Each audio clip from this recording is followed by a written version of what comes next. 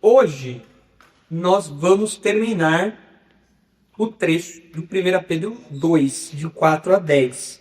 Eu tenho fortes expectativas de que nós vamos terminar esse trecho hoje. Tem só um pedacinho para a gente concluir, eu acho que a gente vai conseguir terminar. Mas foi bom porque a gente foi vendo bem devagarinho, né? Parte por parte, uma parte muito rica.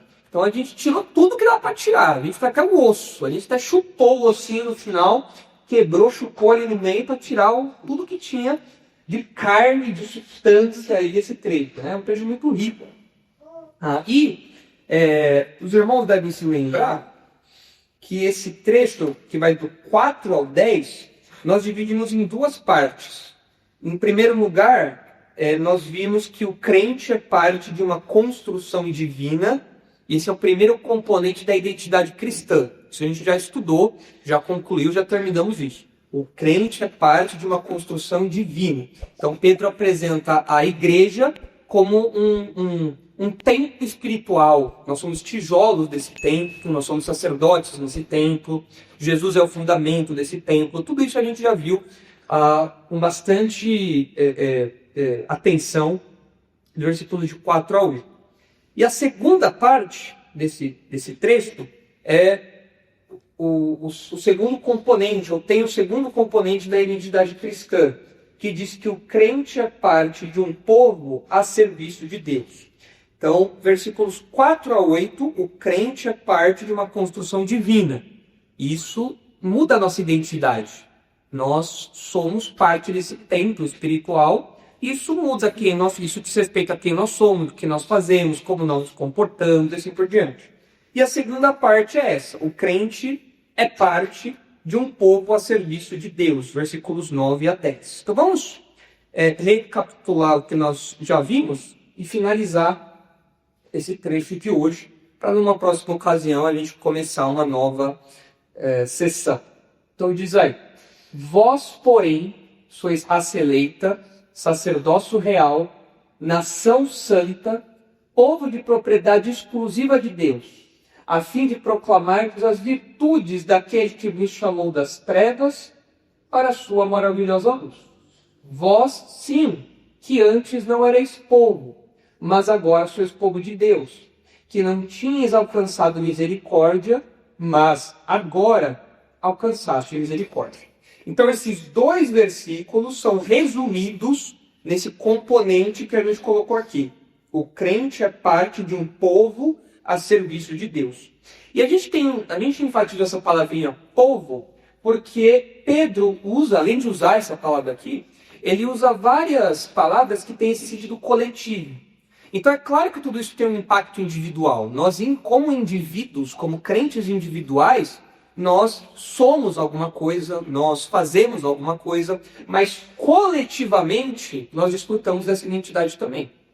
Então ele diz que, em contraste com os incrédulos, os descrentes, por isso tem o vós, porém, aqui, nós somos raça eleita. Vocês devem lembrar que a ideia de raça eleita é porque nós somos um grupo que compartilhamos de um ancestral em comum, por assim dizer. Na figura aqui de Pedro, nós somos regenerados. Ele já pulou isso lá atrás, no final do capítulo 1. Nós nascemos de novo.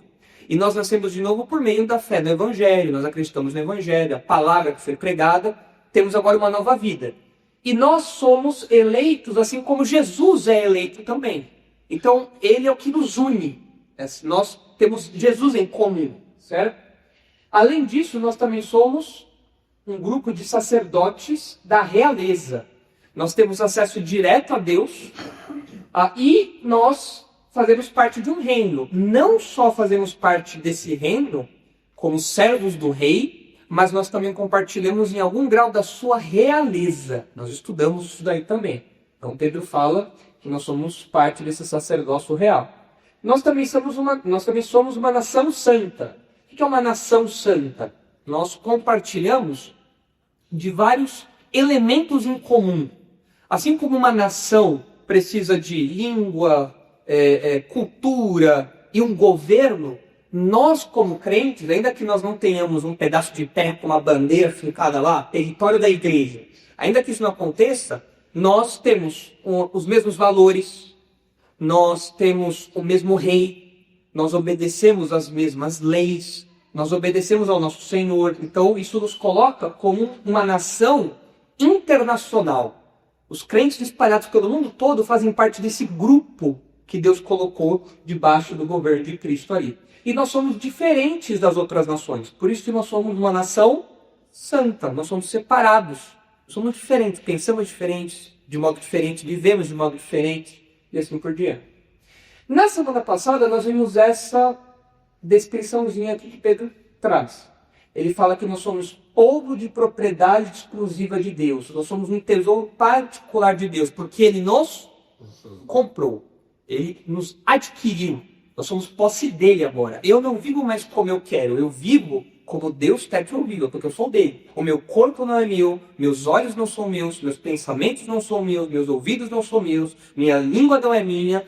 Eu vivo em função daquele que me comprou. Ele mandou, eu obedeço. E mais, essa expressãozinha aqui, não sei se os irmãos vão lembrar. Talvez Pedro tivesse em mente o contexto de Malaquias, onde Deus fala que aqueles que são a sua propriedade vão ser protegidos do juízo que ele vai trazer depois. Então os crentes têm segurança. Em contraste, os incrédulos não têm segurança nenhuma. Eles podem esperar o juízo de Deus, não a proteção, o cuidado de Deus. Então nós somos povo de propriedade exclusiva de Deus. Então vejam aí, ó, raça, nação, povo, são todas palavras coletivas. Por isso nós estamos falando de uma identidade coletiva também. Tá? E na semana passada nós também vimos o propósito disso tudo acontecer. Toda essa identidade, tudo que aconteceu conosco do 9 para trás tem um alvo, tem um propósito, um objetivo. Não é para Deus não nos salvou para a gente ficar só tomando água de coco, deitadão na rede sem fazer nada. Não. Ele nos salvou para que nós proclamemos as virtudes. Tá? E virtudes aqui, nós estudamos isso, não são só os atributos de Deus. Nós devemos anunciar os atributos de Deus, a sua glória, sua santidade, a sua justiça, a sua misericórdia, a sua graça. Nós temos que falar disso tudo. Mas a palavra virtudes daqui é mais do que isso. Envolve também os atos de Deus, aquilo que Deus faz, os atos salvadores de Deus. Certo? Nós, como crentes, temos que anunciar isso. Esse é o propósito da igreja. Pedro anuncia aquilo que a igreja tem que fazer. A igreja tem que falar sobre quem Deus é e aquilo que Deus faz. Certo? E nós paramos aqui nessa linha, no finalzinho do versículo 9. A fim de proclamar-lhes as virtudes daquele, esse daquele é Deus, daquele que vos chamou das trevas para a sua maravilhosa luz. Então notem aqui que Pedro está fazendo um movimento com a gente. Pedro mostra o início e ele mostra para onde a gente está indo, ou para onde a gente foi. Onde nós estávamos? Onde que os crentes um dia estiveram? Nas trevas. E agora eles estão na luz. Esse movimento é feito aqui, ó, das trevas para a luz. Então você imagina alguém saindo das trevas e indo para a luz. Pedro está descrevendo esse movimento para a gente. Então a origem, trevas, o destino, a luz. Como a gente viu na semana passada, muito rapidinho, trevas na Bíblia tem uma conotação moral, uma conotação espiritual, né? Quando a gente fala que alguém está em trevas, ou que esteve em trevas, como é o caso aqui, a gente se refere à imoralidade, à maldade, ao engano, ao pecado, à cegueira, à ignorância. Tudo isso daí está embutido na figura das trevas. Uma pessoa que anda em trevas, que vive em trevas, é uma pessoa que tropeça, erra constantemente, porque não vê onde está pisando, toma decisões erradas. Uma pessoa que vive em trevas é uma pessoa que é ignorante quanto às coisas de Deus, não conhece a Deus, nem as verdades sobre Deus. É uma pessoa que dá conselhos errados, enganosos, mentirosos. É uma pessoa que tem ações erradas, práticas erradas, comportamentos errados na sua vida. Isso é estar em trevas. E Pedro fala que quem estava em trevas antes? Nós. Um dia nós estivemos em trevas. Nós vivemos esse quadro terrível um dia. E hoje nós conhecemos pessoas que continuam em trevas. Familiares, amigos, parentes, colegas de trabalho, pessoas que ainda estão em trevas. E um detalhe curioso é que as pessoas não apenas elas estão nessa condição, mas elas amam as trevas também, não é verdade? O incrédulo não gosta das trevas? Gosta. Não? Olha só o que diz João 3,19. Olha só que curioso isso. Porque quando você está num lugar escuro, quando você está caminhando por um lugar escuro, você espera uma luz, você precisa de uma luz. Você anseia por uma luz. O incrédulo não. O incrédulo está nas trevas e gosta das trevas. Ele gosta de ficar tropeçando. Ele gosta de viver no breu. Ele gosta disso. Olha aí, João 3,19 a 21. O julgamento é este, que a luz veio ao mundo, e os homens amaram mais as trevas do que a luz. Quem que é essa luz aqui? Jesus. Jesus veio ao mundo, a luz veio ao mundo, ou seja, a luz se encarnou. Jesus mostra o caminho, ele mostra a direção, ele mostra para qual que é o caminho certo a se seguir. A luz veio ao mundo, e os homens amaram mais as trevas do que a luz, porque as suas obras eram más. Pois todo aquele que pratica o mal aborrece a luz e não se achega para a luz, a fim de não serem arguidas as suas obras. É claro, se você está fazendo coisa errada, você vai querer ficar com o holofote em cima de você?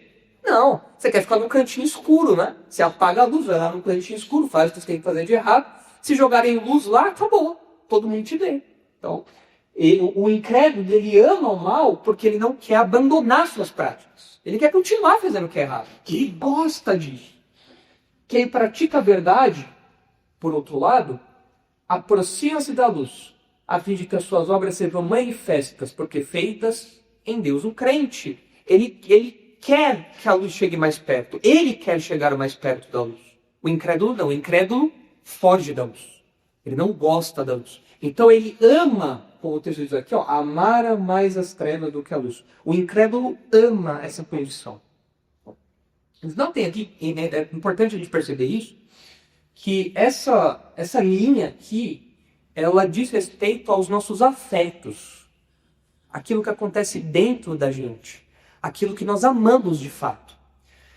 O ímpio, o incrédulo, ele não apenas está cego e ele lamenta por isso. Não. Ele gosta, ele quer estar nisso. Ele acha isso legal, ele acha isso bom, ele acha isso proveitoso. Ele realmente se deleita nesse tipo de coisa. Tanto que a gente percebe que acontece o que nós chamamos de inversão de valores. Isaías 5:20 fala sobre isso. Abre aí, por favor, Eva, Isaías 5:20. Olha só o que acontece com a mente de um incrédulo. Isaías 5:20 é muito ilustrativo dessa inversão de valores. Olha só. Isaías 5:20. Ai dos que chamam mal, ai dos que chamam ai dos que ao mal chamam bem e ao bem mal, que fazem da escuridade luz e da luz escuridade. Põe o amargo por doce e o doce por amargo. Esse é isso que acontece dentro do ímpio. Ele inverte as coisas. Ele gosta do que é errado e ele fala que o errado é bom, é certo. E aquilo que é certo, ele fala que está errado. E ele gosta dessas coisas, ele ama essas coisas. Muito triste esse quadro aí. Volta lá para Pedro agora, por favor. Então, Pedro disse, um dia nós estivemos nessa situação também. Um dia as pessoas falavam para nós, isso é errado. Aí você pensa, mas eu gosto disso. A minha avó, muitos anos atrás, ela... Eu não sei como que é hoje. Faz muito tempo que eu não tenho contato com a minha avó, né, por parte de pai. Mas quando eu tinha contato com ela, eu lembro que nós íamos na casa dela e ela fazia refeições pra gente e tal, né, bem coisa de vó, assim. E ela fazia, às vezes, no Natal, assim, ela fazia aqueles assados, então, frango, como chama? Peru, tender, né, essas coisas assim. E a minha avó gostava especialmente de comer, sabe aquela pelinha do peru, do frango, que fica ali no fundo, assim, que fica bem crocante? Só que quando você pega aquilo, o que vem junto? Gordura pura, não é óleo puro. Mas ela pegava, ela se embaldava, só que ela sempre tem problema de colesterol. Aí você fala, mas isso faz mal. Mas ela pegava, mas eu amo isso daqui. Adoro, se esbaldava, né? E comia aquilo, e aquela coisa com aquela pele, olha, é gostoso aquilo mesmo, todo o tempero da carne fica ali, né? Tem gente que não gosta, quando fica crocante é gostoso, né? Mas aquilo é óleo puro, óleo puro. Mas isso faz mal, mas eu amo isso, eu adoro isso. O incrédulo é assim. Você fala, mas isso é errado, isso faz mal, isso vai te destruir, mas eu amo isso, eu adoro isso, eu quero isso. E você alerta, e ele não abandona aquilo, ele não sai daquilo. O coração dele está nisso. E um dia nós estivemos nessa condição também. Agora, graças a Deus, o texto diz que Deus nos chamou das trevas para a luz. Uma mudança completa. Luz aqui, se por um lado trevas diz respeito à imoralidade, maldade, engano, pecado, cegueira e ignorância, luz traz a ideia de pureza, é a ideia de santidade, é a ideia de entendimento, o contrário da ignorância, né, das trevas do pecado. Agora nós entendemos as coisas, entendemos o mundo, nós somos tirados das trevas e agora desfrutamos da luz. E essa metáfora de trevas e luz para falar da conversão, isso daqui é a conversão. Quando que a pessoa sai das trevas e vai para a luz? Quando ela se converte. Essa metáfora da conversão, ela é muito comum no Novo Testamento. E um destaque interessante é que não muda só o nosso status. Não é que eu estava num ambiente escuro e agora eu estou num ambiente claro. Não é só isso. Não é só uma mudança de status, uma mudança de posição. É uma mudança também de vida. Eu agora não vivo mais como alguém em trevas. Agora eu vivo como alguém da luz. Olha só alguns textos aí que mostram isso. Abre aí, por favor, Eva. Atos 26, 18.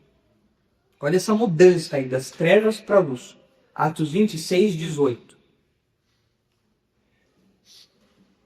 Aqui é Paulo falando do chamado dele. Tá bom? Paulo foi chamado por Jesus. E aí, no meio da fala de Jesus, Jesus disse o seguinte para Paulo.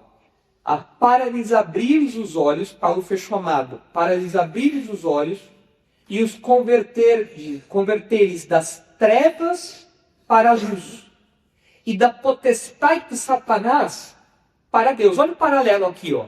Potestade aqui é autoridade, domínio, certo? Então, quem está em trevas é dominado por quem? Satanás. Está sob o poder, sob o domínio de Satanás.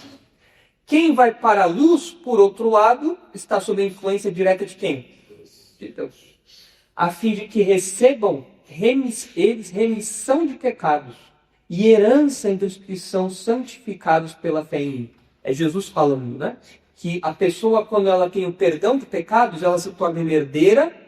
E essa experiência toda aqui é chamada, aqui é ilustrada como alguém que sai das trevas para a luz. Sai do domínio de Satanás para o domínio de Deus. Outro texto, 2 Coríntios 4, 6. 2 Coríntios 4, 6. Aqui Paulo está fazendo uma referência a um episódio do Antigo Testamento. Vamos ver se os irmãos percebem qual é esse episódio. Porque Deus que disse, das trevas resplandecerá a luz, Ele mesmo resplandeceu em nosso coração, para a iluminação do conhecimento da glória de Deus na face de Cristo.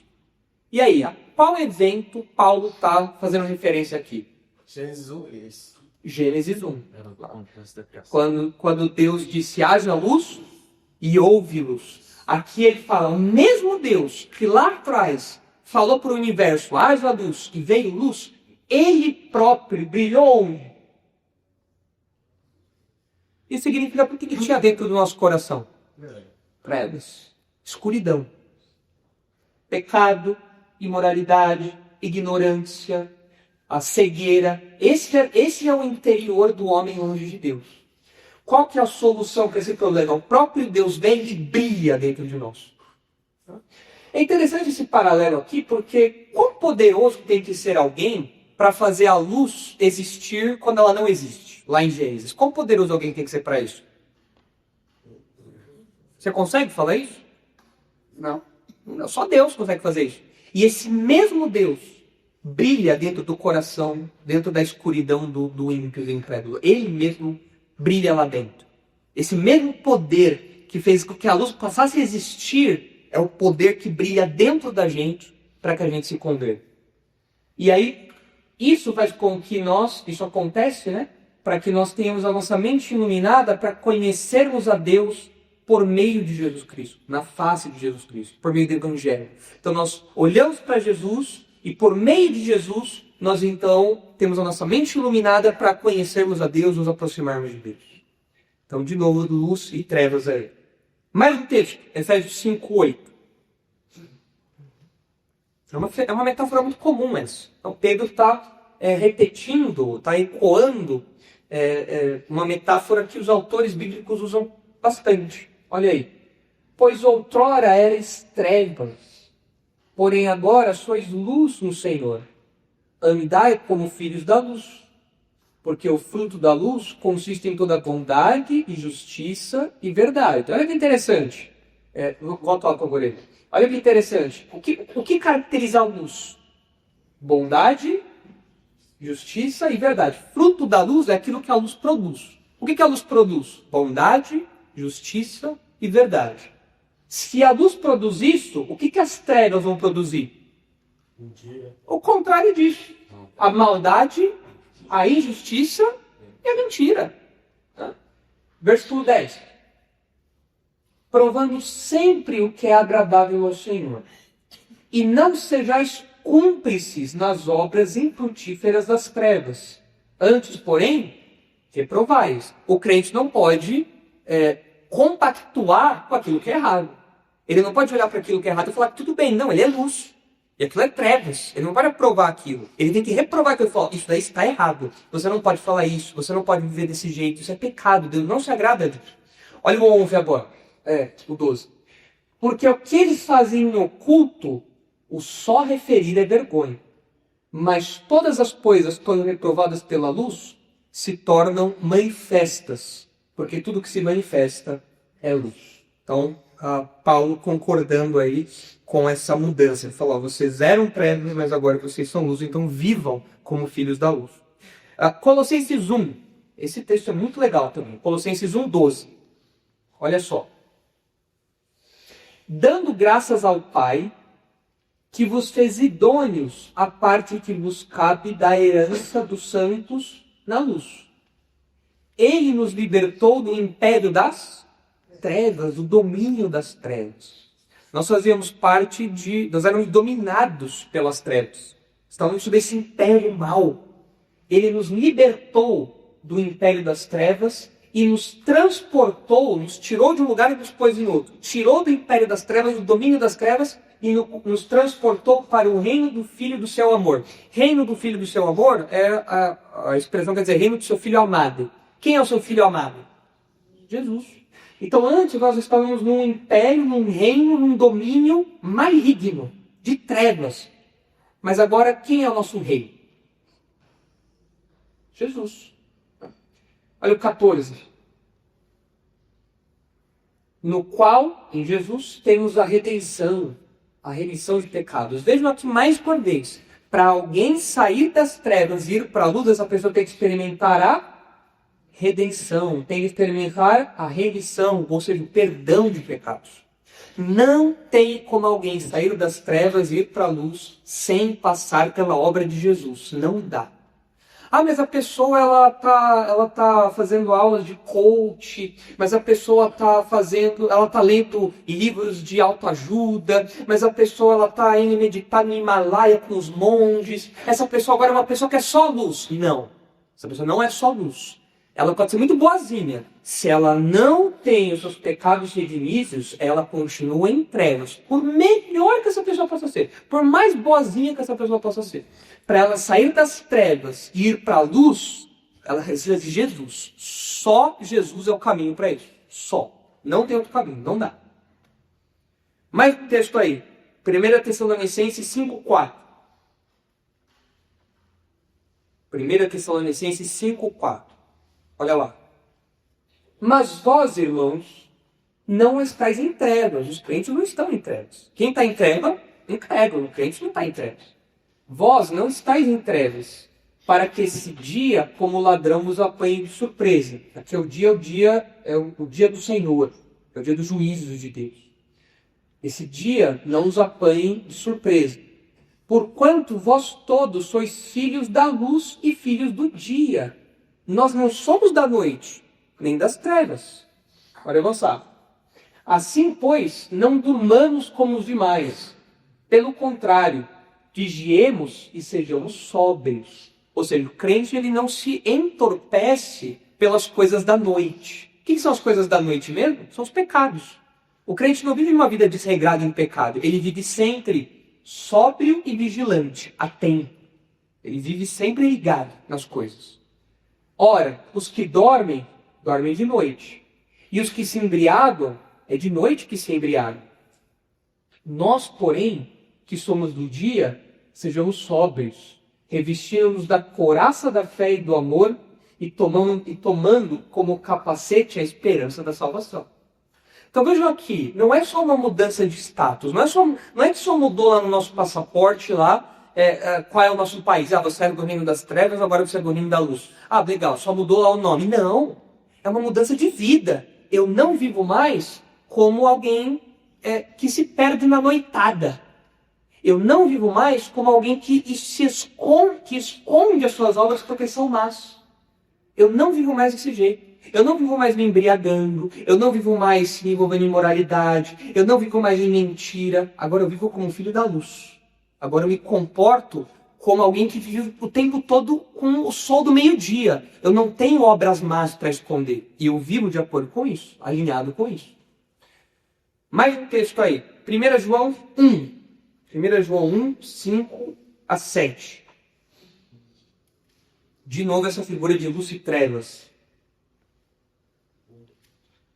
Ora, a mensagem que da parte dele temos ouvido e vos anunciamos é esta, que Deus é luz e nele não há treva nenhuma. O que é luz e treva aqui?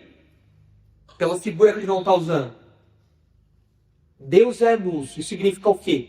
E nele não há treva nenhuma. O que quer dizer isso? Que Deus é santo. É perfeito, ele não tem pecado. Deus é sem pecado, e nele não há pecado nenhum. Deus é luz, nele não tem treva nenhuma.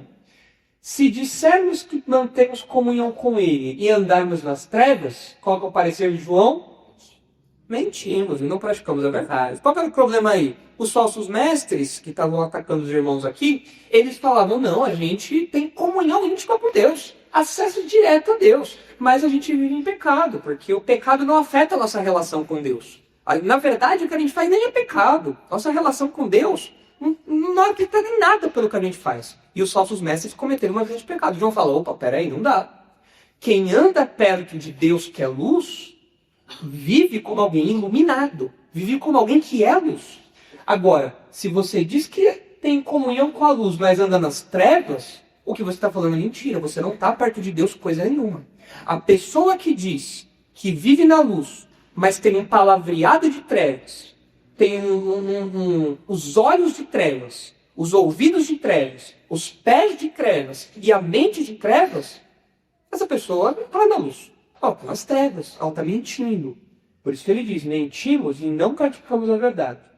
Se, porém, andarmos na luz, como ele na luz está, mantemos comunhão uns com os outros.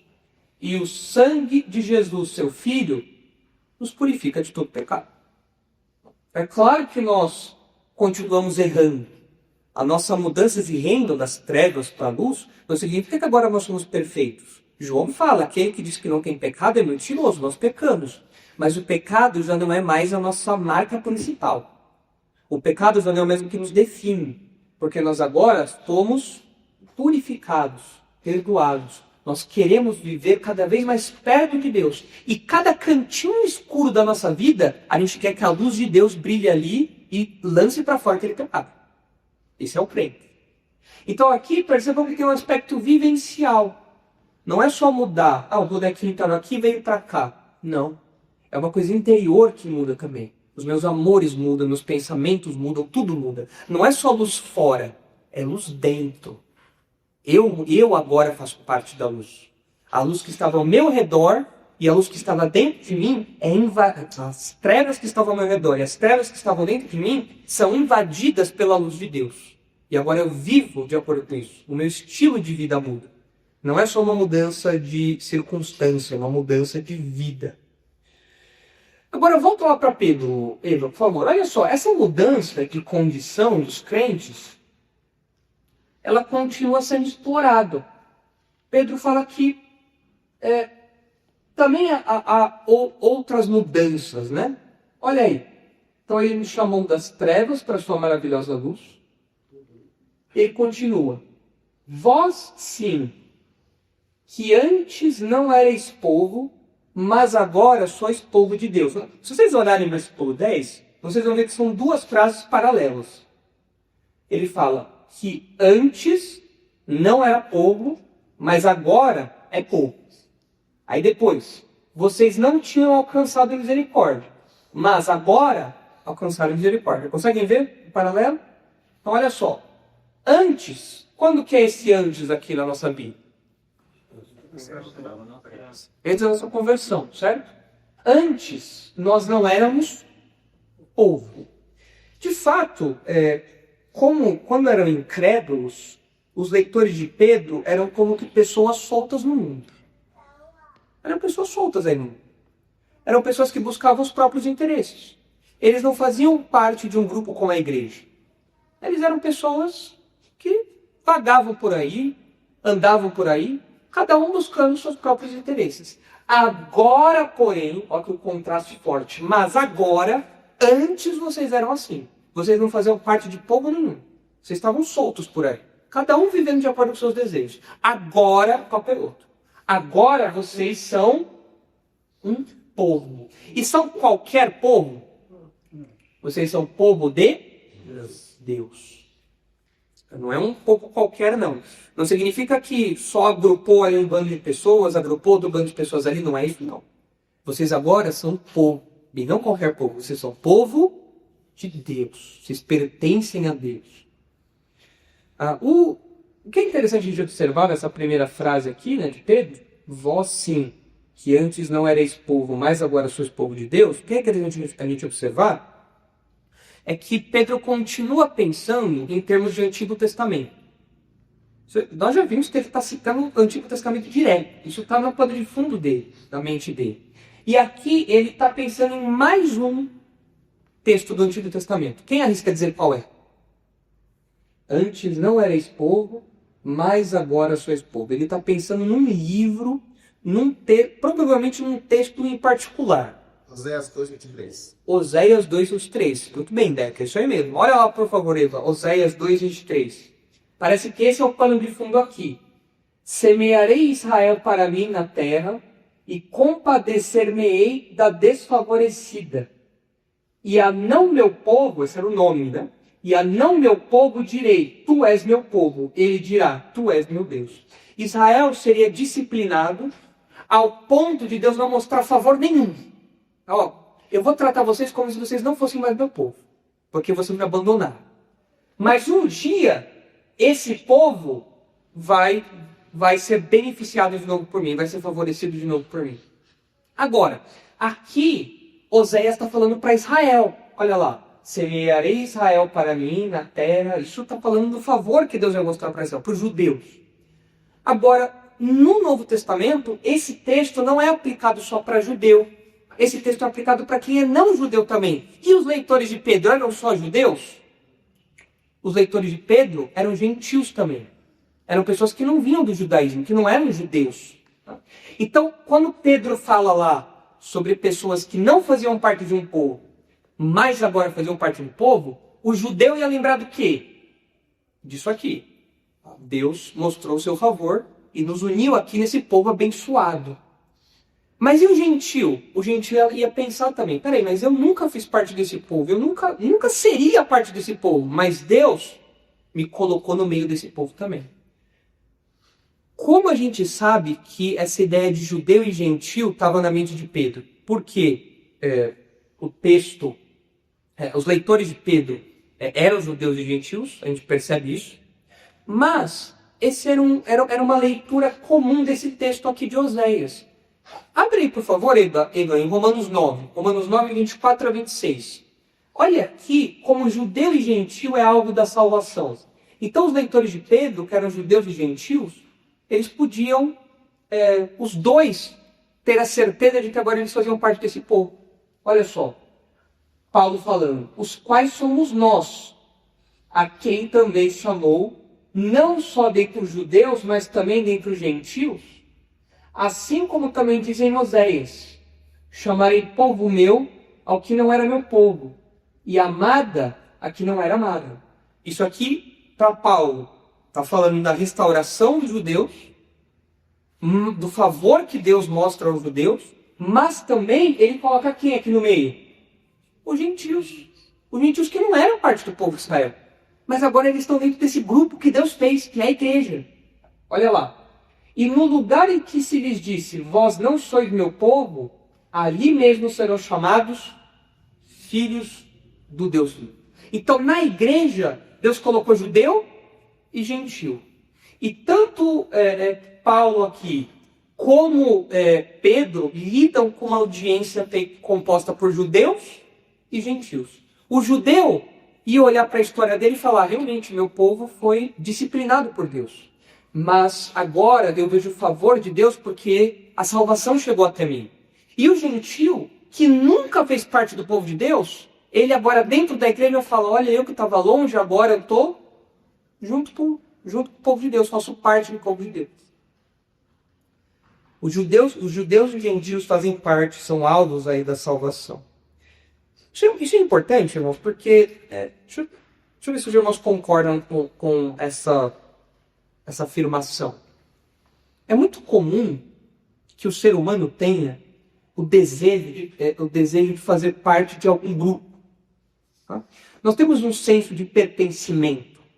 Não é? Nós muitas vezes até instintivamente nós temos isso. Né? O adolescente que quer se enturmar no grupo maior ali da escola, né? Grupos populares e tal. O rapaz que quer na faculdade entrar em um grupo que de algum modo vai trazer algum benefício para ele, ele se identifica com as ideias do pessoal, no trabalho, enfim. Nós comumente, nós temos um senso de pertencimento, não temos? Familiarmente nós temos isso. Então isso existe, esse senso de pertencimento existe. É o desejo de fazer parte de algum grupo. Nós, como crentes, nós temos esse senso de pertencimento saciado. Nós temos esse senso de pertencimento satisfeito. Nós, como crentes, nós podemos descansar porque nós já encontramos um grupo ao qual nós pertencemos ou a gente tem que continuar buscando por aí? A gente já encontrou. Onde está esse grupo? Na igreja. Então, na igreja, nós... bota lá, por favor, Eva, lá isso. Na igreja... Nós, antes de virmos para a igreja, nós não fazemos parte de povo nenhum. Nós éramos pessoas buscando um grupo para nos identificar. E nós, às vezes, encontrávamos algumas identificações que não eram identificações duradouras. Vou me identificar aqui com o pessoal da capoeira, esses aqui são meus amigões lá e tal, tão parceiro. Vou me identificar com a galera da faculdade, vou pra baladinha, vou pro barzinho, tal, esses são meus amigões. Quanto tempo dura esse senso de pertencimento? 4 anos depois da faculdade. Isso tudo é um vazio do nosso coração que a gente tenta buscar esses outros grupos. Mas não é algo legítimo, não é algo duradouro, não é algo profundo. Agora, quem é crente faz parte de um povo, passa a fazer parte de um grupo. Que grupo é esse? O povo de Deus. O meu senso de pertencimento é satisfeito dentro da igreja, onde Deus coloca pessoas que pensam tão diferente em harmonia. O mundo não consegue fazer isso, mas Deus faz isso dentro da igreja.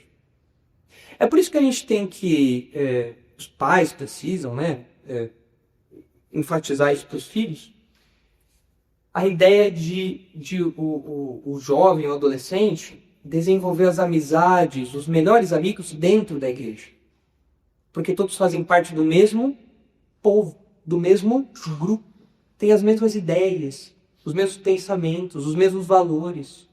Ainda que haja personalidades distintas, e tudo bem, isso reforça justamente a beleza. Como Deus faz um povo tão diverso viver em harmonia. E o meu senso de pertencimento tem que estar aqui. Ó, eu pertenço a um grupo. Eu não pertenço ao grupo dos emos, não pertenço ao grupo dos roqueiros, não pertenço ao grupo dos, sei lá, dos pagodeiros, dos funkeiros, dos sambistas, Não, o meu grupo é a igreja. Eu pertenço a esse grupo. Eu não era parte de povo nenhum. Estava solto por aí, andando por todos esses grupos. Mas agora, eu descanso, porque eu sou parte do povo de Deus. Diga, Beto. Foi o que passou mais por domingo. Eu não vi pelo meu domingo à noite, mas eu tava no Belo do YouTube, quando ele falou da ceia. Ele falou aqueles que tem os seus grandes amigos lá fora, do que aqui tem que reper. São vocês. E ele a Baltasar vai dizer que por eu que é algo os parceiros. Exatamente. Eu ficar na igreja, eu tenho empatia com mas lá fora, entendeu? O pessoal de fora lá. A pessoa que tem os seus amigos íntimos lá fora, essa pessoa ela tem esse senso de pertencimento com gente lá de fora. Depois passou mais para o local. O pessoal da ceia, ó, tava assistindo. Aí, tendo lá o socorro, entendeu? Da pessoa para a igreja, vão para de fora. Aí lá pensa, só passou do mato, fosse do ruim. A gente tem que tomar cuidado, irmãos, porque é um perigo que a gente corre, porque a gente corre o risco de esquecer que nós um dia já estivemos perdidos, sem um grupo, sem essa unidade, mas agora nós temos essa unidade. Nós precisamos valorizar isso. E nós corremos o risco de esquecer isso. E fazer com que o nosso senso de pertencimento seja preenchido com essas outras coisas de fora. E não com essa unidade que Deus promoveu quando nos colocou juntos aqui. Mas não é só isso. Não é só a gente fazer parte do mesmo povo. Nós não éramos povo, mas agora somos povo. É mais do que isso. Que não tinhas alcançado misericórdia, mas agora, o contraste, agora alcançaste misericórdia. O que é misericórdia? Defina a misericórdia. Por favor, indulgência, perdão, compaixão, há dentro disso. O que os irmãos acham da seguinte definição? Misericórdia é nós não recebermos aquilo de punição que a gente merece. O castigo merecido. Isso é misericórdia, não é? Quando alguém precisa executar uma punição, né? Um estado, um policial, enfim, alguém. Qual que é o pedido que geralmente o pessoal faz? Tenha misericórdia. Porque não aplique isso a mim. No nosso caso, em relação a Deus, o que é a misericórdia de Deus, então? Nós merecíamos uma punição severa. É a graça. Mas Deus graciosamente nos direciona essa punição para Jesus. Então a misericórdia dele é um favor que nós não merecemos. E então ele se compadece de nós e age em nosso favor, mesmo a gente não merecendo. Ele não aplica o castigo que a gente merece. Que Jesus já pagou por isso. E mais, não só em termos salvíficos, mas o ímpio, o incrédulo, ele recebe a misericórdia de Deus? Sim. Diariamente, não é? Diariamente. Quão frequentemente o ímpio peca? Quão frequentemente o ímpio peca?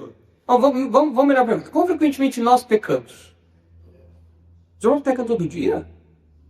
Nossa, eu pensava que não. Eu era só uma vez por semana, às vezes assim.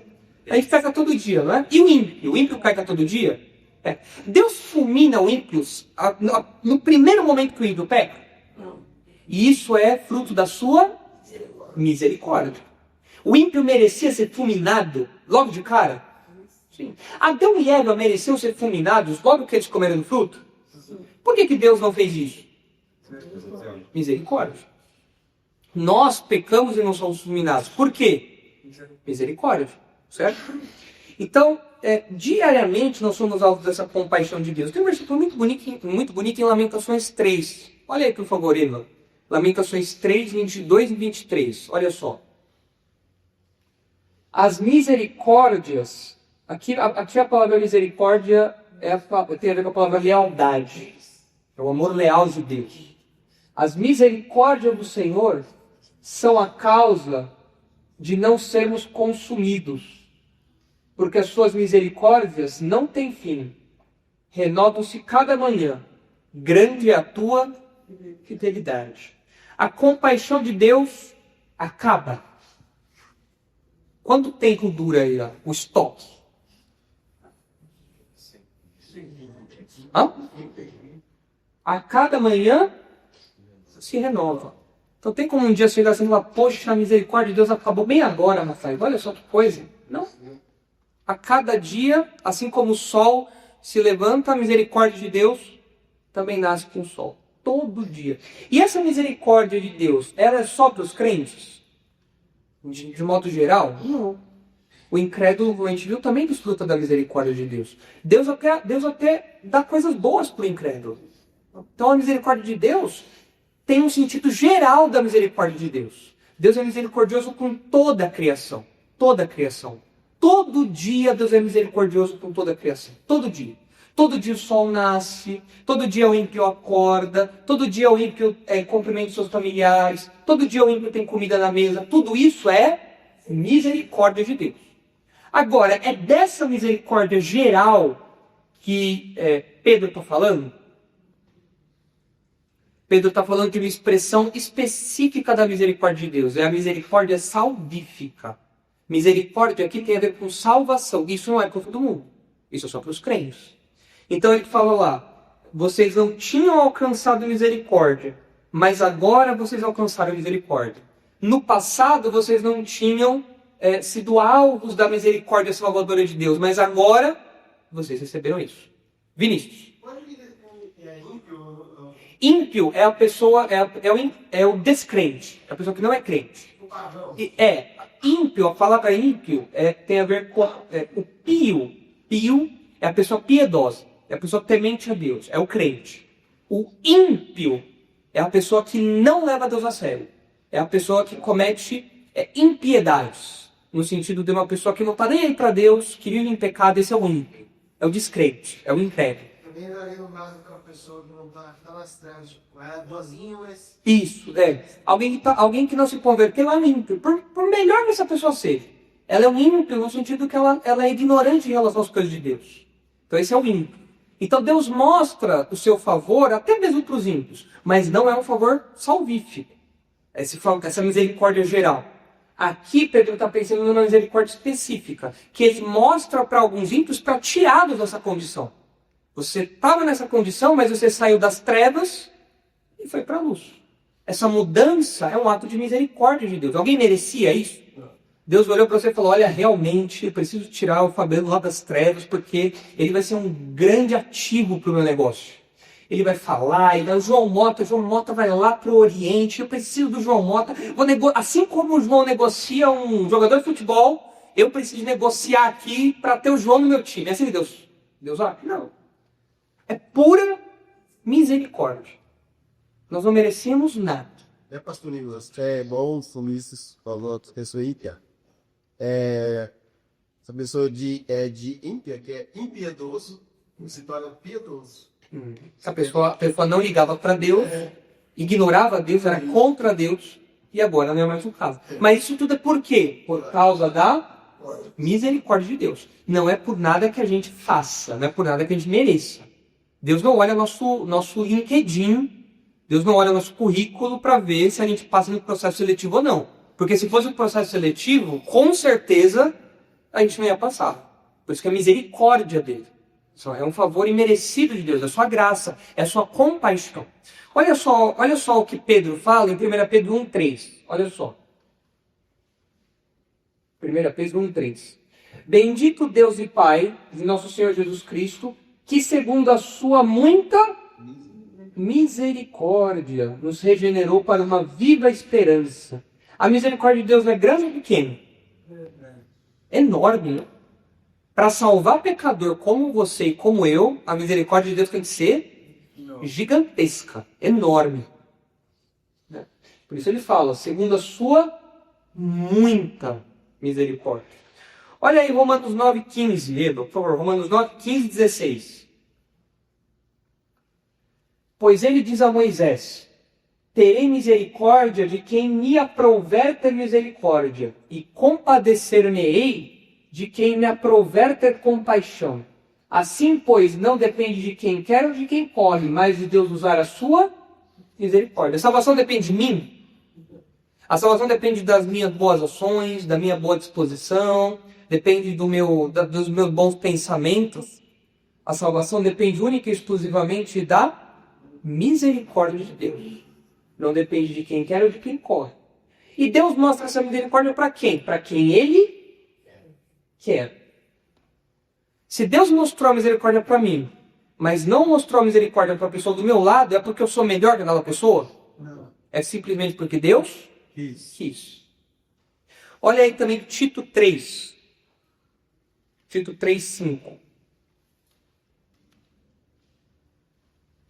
Não por obras de justiça praticadas por nós, mas segundo a sua misericórdia, Ele nos salvou, mediante o lavar regenerador e renovador do Espírito Santo. Não por nada que nós fizéssemos de justo, de bom, mas por causa da sua misericórdia. Então, qual que é o espaço para o orgulho na vida cristã? Zero. Um crente orgulhoso faz sentido? Não faz. Tudo que ele tem é graça, é compaixão, é misericórdia de Deus. Ele merecia a ira, mas Deus não aplicou a ira. Isso é misericórdia. Ele merecia o juízo, mas Deus não aplicou o juízo. Isso é misericórdia. Ele merecia a ira eterna de Deus, o castigo eterno. Mas Ele não aplicou isso sobre nós. Jesus pagou esse preço. Pela misericórdia de Deus nós temos salvação agora. Volta lá agora para Pedro, já está aí, ó. Legal. Então aí, ó, ele fecha essa descrição da nossa identidade. Nós não éramos povo, mas agora fazemos parte desse povo. E nós não tínhamos sido alvos da misericórdia de Deus, mas agora nós fomos alvos dessa misericórdia de Deus. Então quem é você? Você faz parte de um povo e você é alguém que foi alvo da misericórdia de Deus. Márcio? Deixa eu fazer uma pergunta. Entraria aí a eleição? Com certeza. Deus escolheu.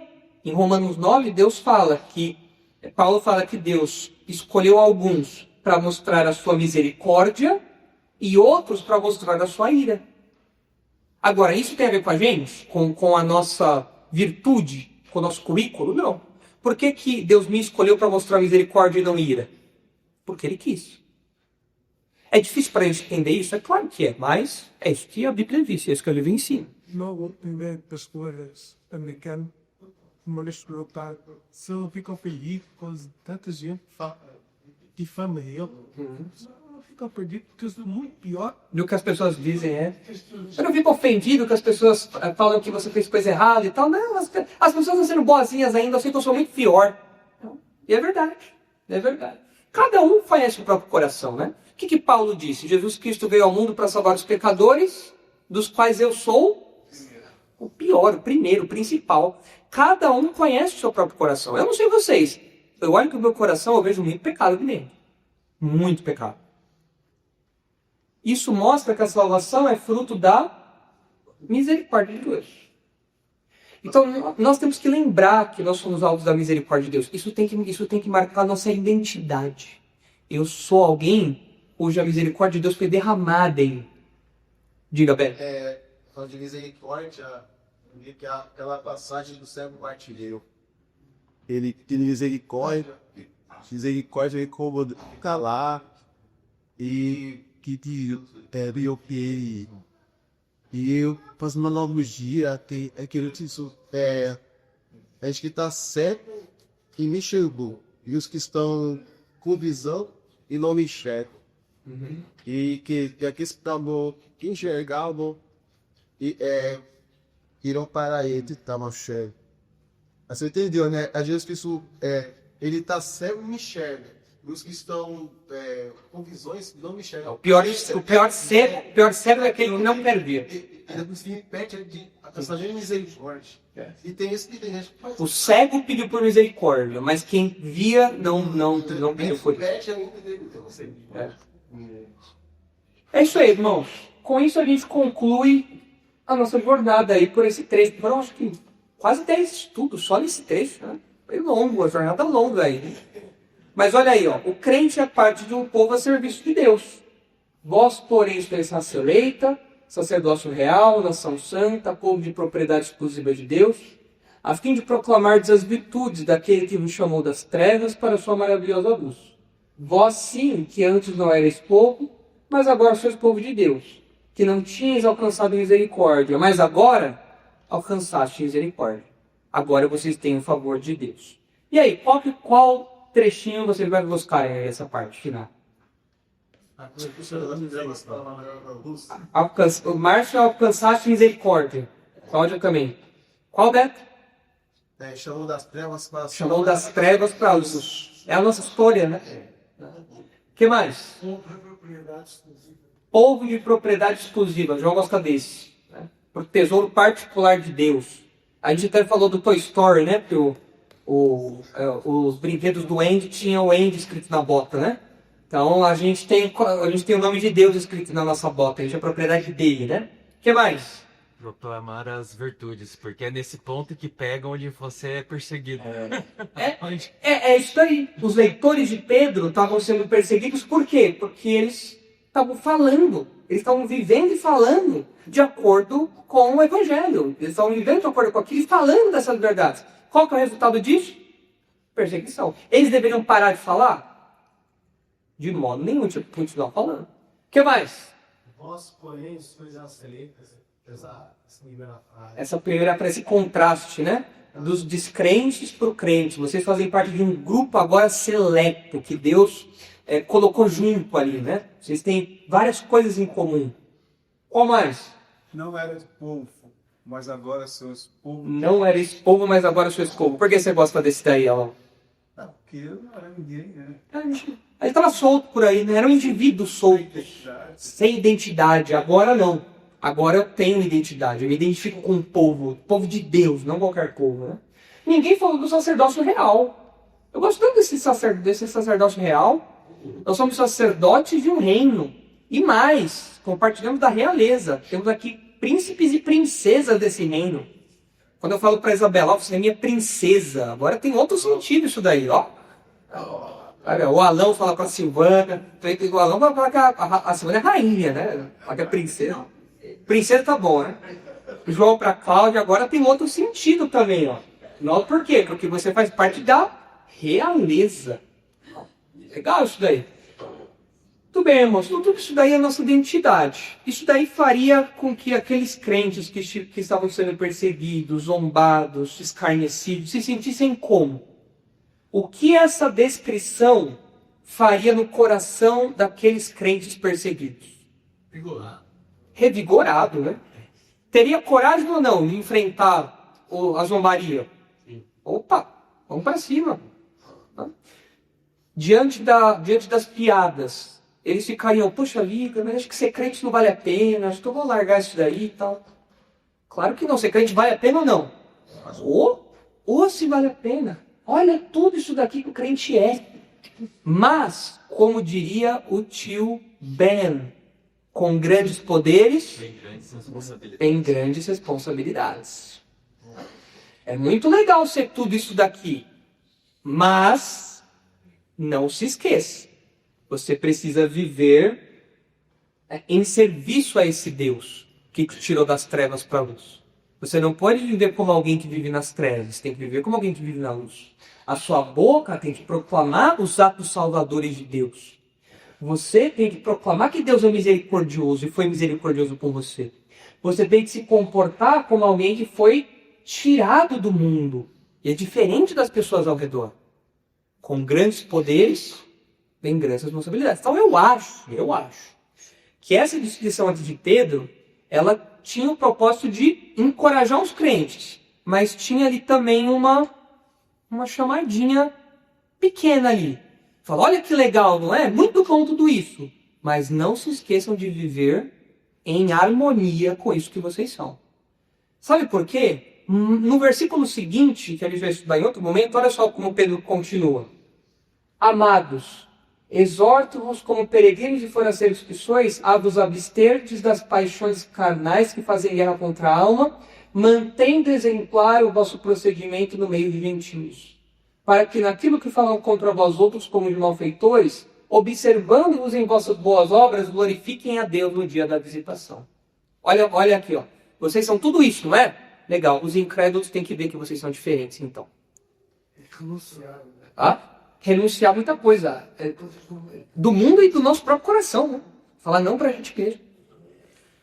Mas daí a gente vai ver em outro momento. Mas vejam, quem nós somos impacta diretamente aquilo que nós fazemos. Isso tem que ficar muito claro na nossa mente.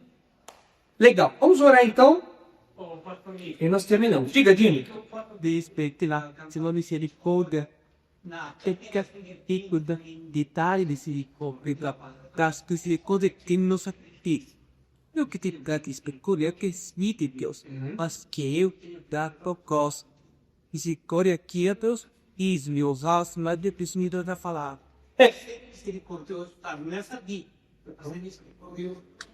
Eu acho que o crente, Dini, ele tem que expressar a misericórdia assim, até porque Paulo fala assim, vocês têm que perdoar uns aos outros como Deus em Cristo vos perdoou.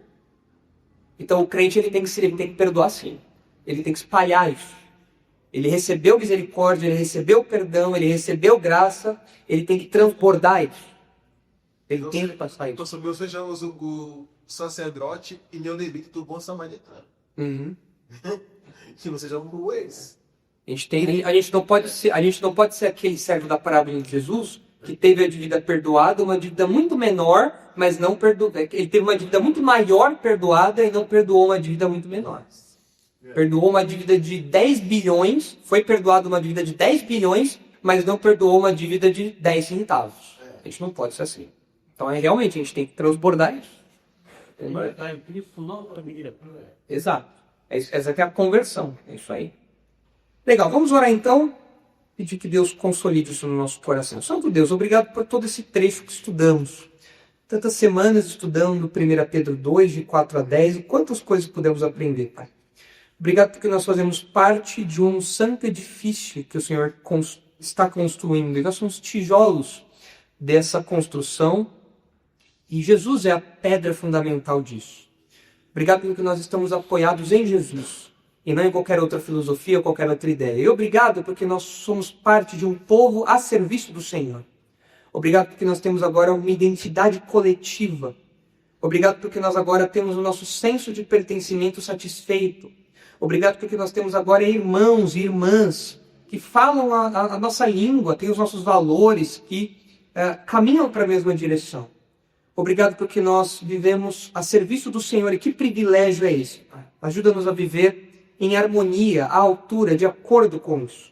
Obrigado porque o Senhor demonstrou misericórdia para nós. Nós não merecíamos, Pai, tudo isso que o Senhor nos deu. Nós merecíamos a sua ira, mas o Senhor direcionou essa ira para o seu Filho Jesus. E agora, por meio dele, por meio da obra dele, nós podemos desfrutar dessa maravilhosa identidade que Pedro apresentou para nós aqui. Que isso nos encoraje, que isso nos revigore, que isso nos anime em meio às pressões desse mundo mal. Leve-nos em segurança para casa e abençoa, por favor, o resto da nossa semana. Em nome de Jesus que nós oramos agradecidos. Amém.